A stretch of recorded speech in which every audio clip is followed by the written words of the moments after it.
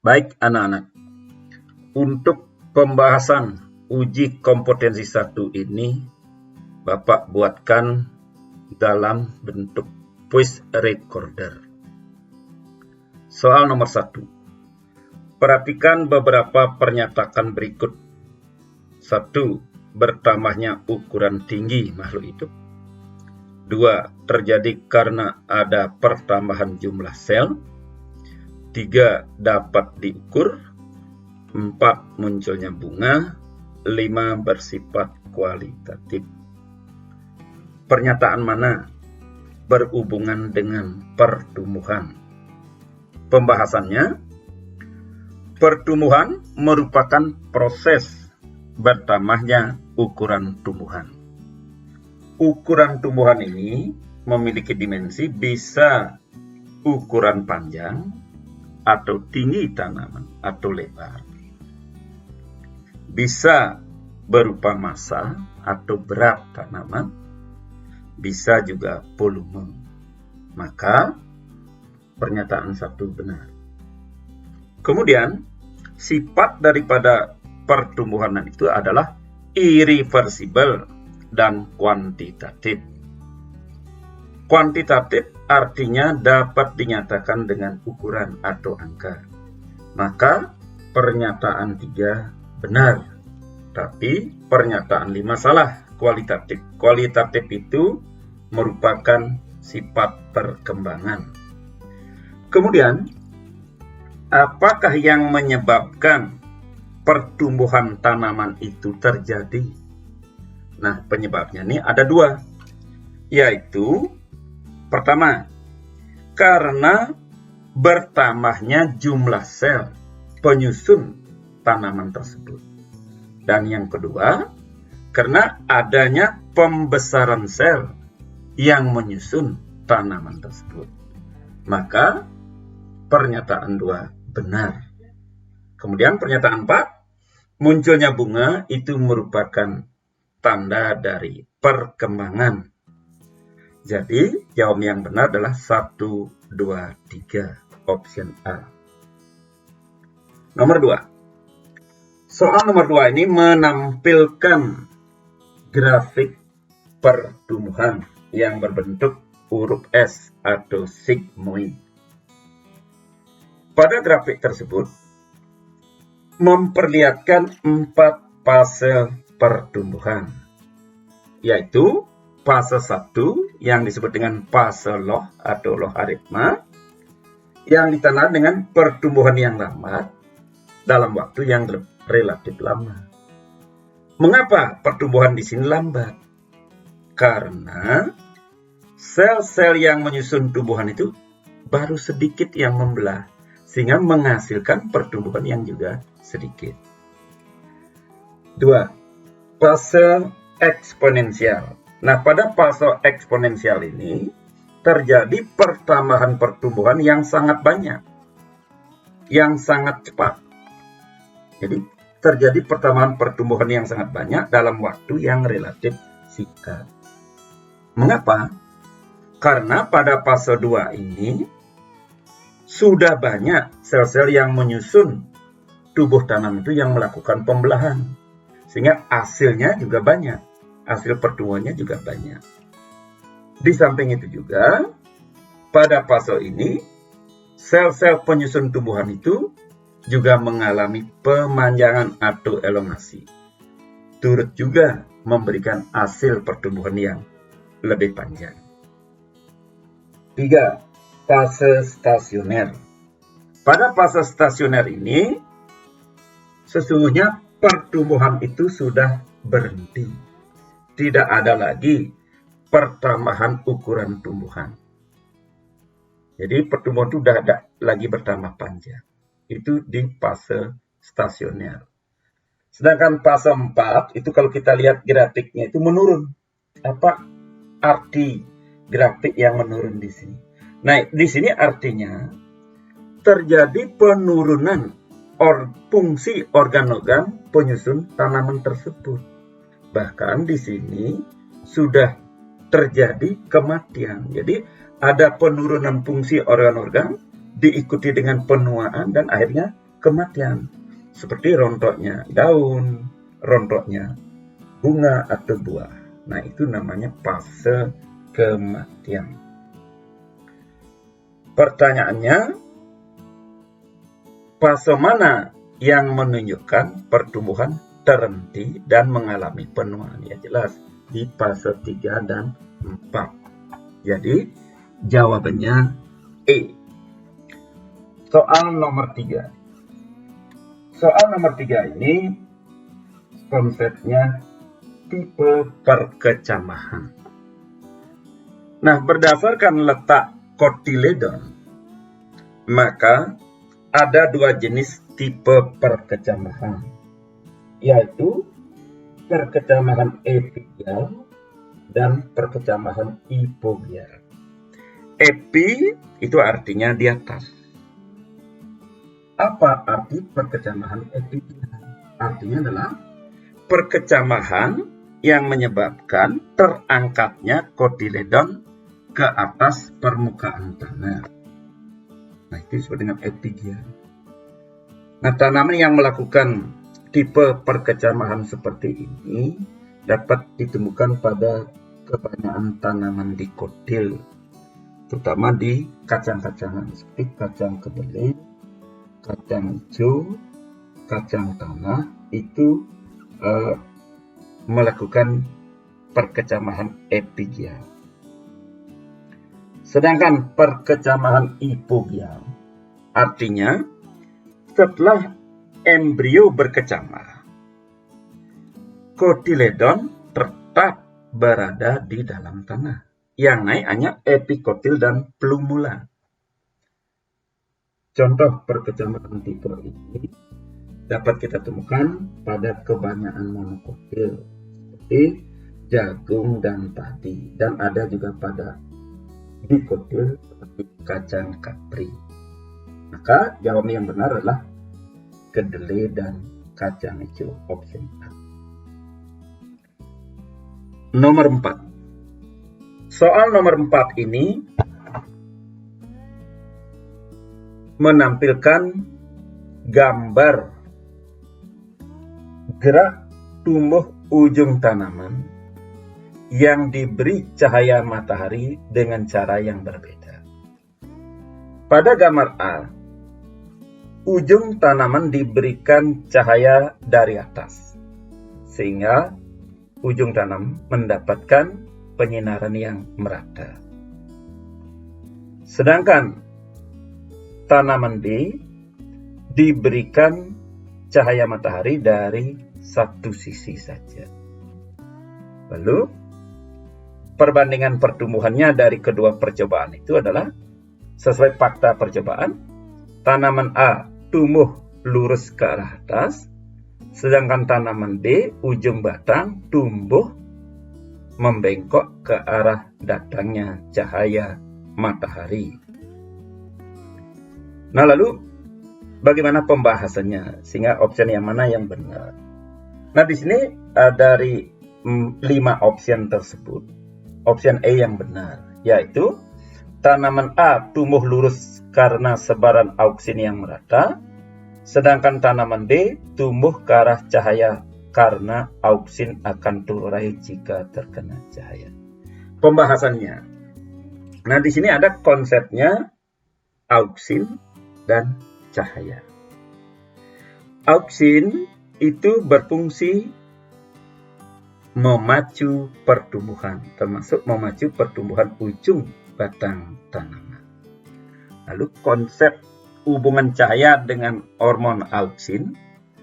Cahaya ini memiliki pengaruh merusak hormon auksin. Artinya, kalau hormon auksin itu kena cahaya, dia akan terurai sehingga tidak ada aktivitas. Nah, berdasarkan konsep itu, maka mengapa tanaman A lurus? Karena disinari secara merata dari atas, sehingga sebaran auksin merata, tidak ada yang lebih sedikit dan tidak ada yang lebih banyak, sehingga menghasilkan proses pertumbuhan yang sama dari seluruh permukaan ujung batang tanam tersebut, sehingga menghasilkan arah gerak tumbuh yang lurus ke atas. Sedangkan tanaman B, sisi ujung batang yang mendapatkan cahaya matahari, hormon auksinnya rusak. Sehingga pertumbuhan sisi itu lambat. Sedangkan sisi batang yang tidak kena cahaya matahari, hormon auksinnya konsentrasinya banyak karena tidak ada yang rusak.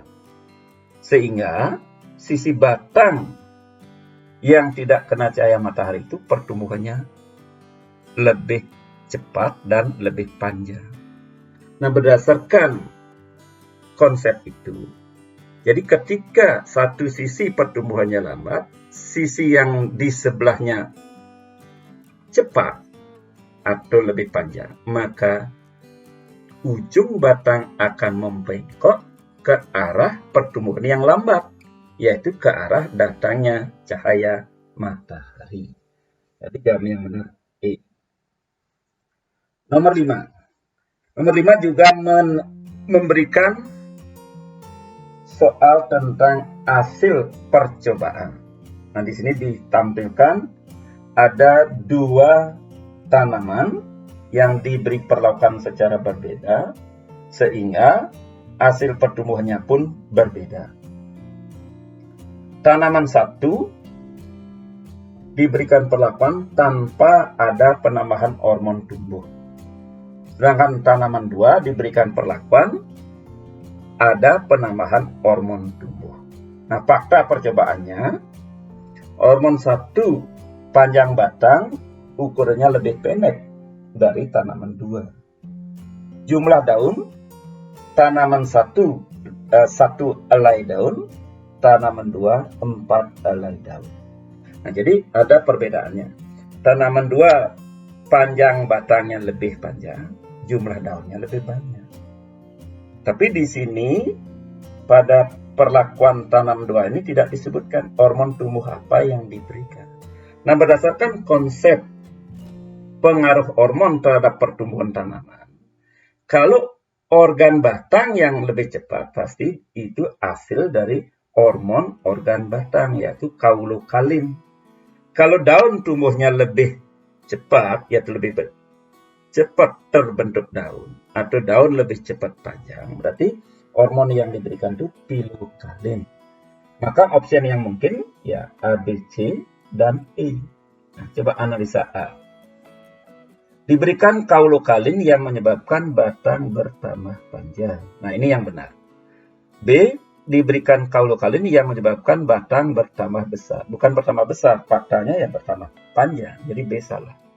C, diberikan kaulokalin yang menyebabkan daun. Kaulokalin bukan memacu daun. Salah C. Kalau D sudah salah, risuk akar. E, pilokalin yang menyebabkan akar. Ya, pilo itu sebenarnya memacu daun. Jadi, jawab yang benar A. Nomor 6. Perhatikan faktor-faktor yang mempengaruhi pertumbuhan berikut. Itu ada 4 faktor. Nutrien, hormon, nilai pH, dan gen. Lalu pertanyaannya, mana merupakan faktor internal dan mana merupakan faktor eksternal? Baik anak-anak, kalau ada tipe soal seperti ini, jangan dianalisa kedua faktor, cukup 1 faktor. Misalnya faktor internal. Nah, jadi yang kita analisa yang tabel yang sebelah depan. Faktor internal di sini adalah 2 dan 4, yaitu hormon dan gen. Dari option itu, option D ya. D lah langsung yang benar. Karena kalau yang depan sudah benar, pasti tabel yang di belakang itu benar. Nah, jadi jawabannya adalah D. Nomor 7. Percobaan kultur jaringan. Nah, ini pada percobaan kultur jaringan dicoba diberikan hormon kombinasi antara sitokinin dan auksin. Apa tujuan si pelaku percobaan memberikan sitokinin dan auksin secara bersamaan, terkombinasi? Nah, ini ada 5 opsi yang mana benar ya. Kita coba kaji peranan hormon sitokinin dan auksin secara bersama-sama dalam proses kultur jaringan. Nah, kultur jaring itu kan perbanyakan individu secara vegetatif, perbanyakan tumbuhan secara vegetatif, di mana prinsip dasar itu adalah totipotensi, yang artinya sebuah sel bisa tumbuh menjadi individu baru yang lengkap. Nah, kalau sebuah sel aja kita tanam, kita kultur, dia akan bisa membentuk suatu individu yang lengkap. Nah, sekarang di sini apa peranannya? Nah, dalam kultur jaringan ada namanya eksplan. Ada namanya eksplan. Eksplan itu adalah benih calon tumbuhan baru yang kita ambil dari tumbuhan induk. Biasanya ada ujung daun, atau ujung batang, atau ujung tunas, bisa benang sarinya, atau jaringan yang lain. Nah, itu disebut eksplan. Itulah yang akan kita kultur dalam suatu media yang sesuai. Nah, sekarang media tempat kultur kita berikan auksin dan sitokinin. Nah, ternyata setelah diberikan berdasarkan hasil percobaan, setelah diberikan sitokinin dan auksin, ternyata sel-sel parenkim yang menyusun jaringan, yang menyusun eksplan itu, jadi sel-sel parenkim yang menyusun eksplan itu bisa dibuat meristematis kembali. Meristematis artinya sel-sel itu aktif membelah seperti sel muda lagi. Jadi mampu membelah untuk membentuk sel-sel baru, dan kombinasi hormon ini juga mampu merangsang eksplan itu untuk membentuk organ-organ kelengkapan individu seperti akar, batang, dan daun. Nah, pada opsian ini pembentukan akar, batang, dan daun itu termasuk organogenesis. Nah, jadi kombinasi ini adalah memacu pertumbuhan dengan cara memacu atau merangsang sel-sel parenkim menjadi meristematis kembali. Nah, dengan meristematis terjadi pembelahan, pembelahan menghasilkan pertumbuhan, dan kombinasi ini juga merangsang organogenesis. Jadi, jawaban yang benar A. Nah, option B, memacu pematangan sel, bukan, karena tujuan daripada kita mengkultur itu adalah untuk pertumbuhan, untuk mendapatkan individu baru sebanyak-banyaknya. Jadi di sana ada pertumbuhan eksplan yang banyak sehingga menghasilkan tanaman baru yang banyak.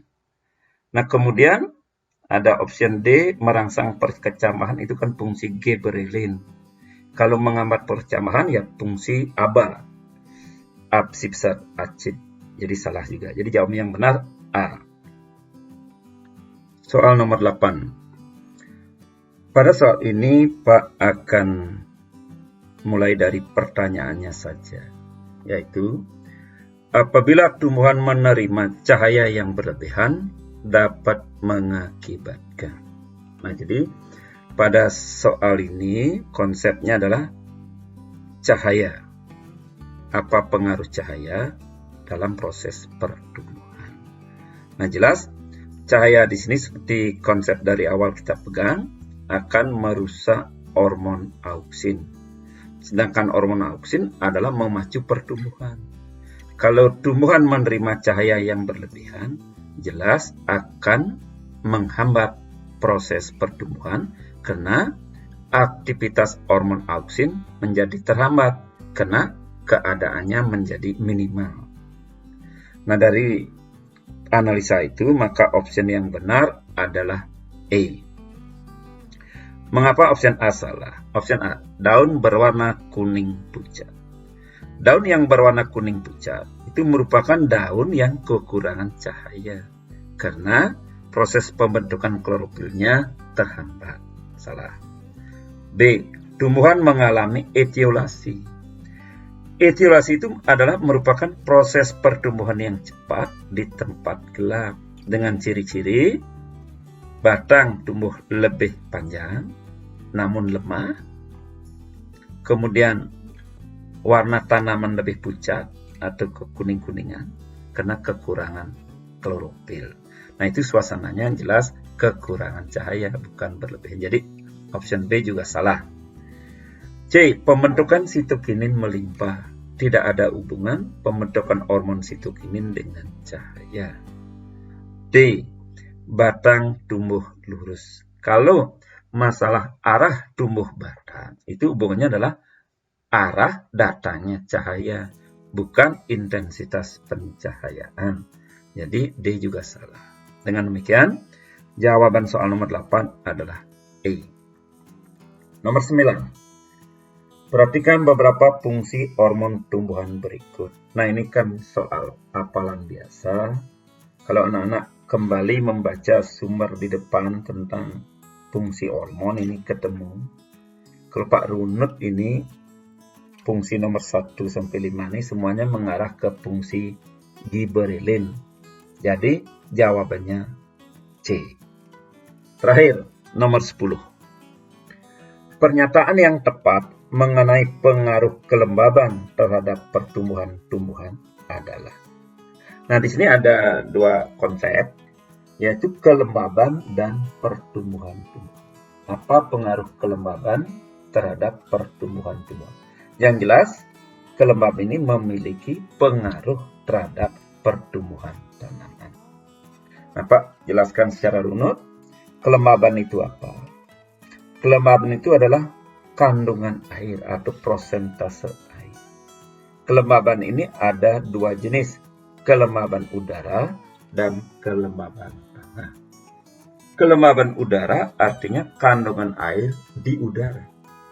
Kalau kelembaban tanah, kandungan air di dalam tanah. Nah, kemudian ada istilah kelembaban udara tinggi, kelembaban udara rendah, kelembaban tanah tinggi, kelembaban tanah rendah. Apa artinya? Nah, kalau kelembaban udara tinggi, itu artinya kandungan air di udara banyak. Udara jenuh dengan uap air. Demikian sebaliknya kalau kelembaban udara yang rendah. Kalau kelembaban tanah juga demikian. Kalau kelembaban tanah yang tinggi artinya kandungan air di dalam tanah banyak. Kalau kelembaban tanah yang rendah berarti kandungan air di dalam tanah sedikit. Sekarang kita analisa opsi mana yang tepat. A. Kelembaban udara dan tanah tidak memengaruhi pertumbuhan. Ini jelas opsi yang sangat salah. Karena kelembaban itu memiliki pengaruh terhadap pertumbuhan. B. Kelembaban tanah yang tinggi dapat meningkatkan penyerapan air dan unsur hara. Kelembaban tanah yang tinggi berarti kandungan air di dalam tanah banyak. Jadi tanah banyak mengandung air. Kondisi ini berpengaruh buruk terhadap kesehatan akar dan bisa menyebabkan akar itu menjadi busuk sehingga tidak mampu melakukan penyerapan air. Di samping itu, kandungan air yang banyak di dalam tanah itu jelas mengurangi kandungan oksigen di dalam tanah tersebut. Ini opsi yang salah. Kemudian opsi C, kelembaban udara yang rendah dapat membantu proses perkecambahan. C. Kelembaban udara yang rendah berarti kandungan air di udara sedikit. Berarti udara itu miskin uap air. Berarti udara itu kering. Kalau udara yang kering itu suhunya yang tinggi. Nah, untuk perkecambahan itu memerlukan kondisi suhu yang rendah. Jadi, bisa tambahkan lagi. Untuk perkecambahan. Nah, makanya pedagang sayur kecambah mengapa melakukan perkecambahan biji di malam hari dan panennya di pagi hari. Ini konsepnya adalah untuk perkecambahan itu memerlukan beberapa kondisi. Salah satunya adalah suhu yang rendah. Suhu di malam hari lebih rendah dari suhu di siang hari. Kedua, untuk perkecambahan itu memerlukan kondisi tanpa cahaya. Nah, mengapa tanpa cahaya? Karena perkecambahan itu memerlukan peran hormon auksin yang maksimal. Kalau ada cahaya, justru hormon auksin akan rusak. Jadi, option D, kelembaban tanah yang tinggi ini sama dengan option B juga salah. E, kelembaban udara yang rendah dapat meningkatkan laju transpirasi. Nah, mengapa option E ini benar? Pembahasannya seperti berikut. Dalam teori benang air, dikatakan penguapan yang tinggi dari tanaman tersebut akan memengaruhi aliran air dari akar menuju batang dan dari batang menuju daun. Semakin tinggi penguapan tersebut, semakin cepatlah aliran air dari akar menuju batang, dari batang menuju daun. Nah, dengan demikian, akar pun semakin cepat menyerap, mengabsorpsi air dari dalam tanah termasuk unsur aranya. Nah, dengan demikian, proses pertumbuhan akan terpenuhi. Nah, jadi dengan demikian, option E inilah yang benar. Demikianlah anak-anak yang bisa Pak sampaikan untuk pembahasan uji kompetensi 1 ini. Mudah-mudahan pembahasan yang sangat singkat ini dapat menambah informasi tentang pertumbuhan dan perkembangan tumbuhan, sehingga anak-anak bisa membandingkan dari apa yang anak buat dalam tugas tersebut dengan pembahasan Pak ini.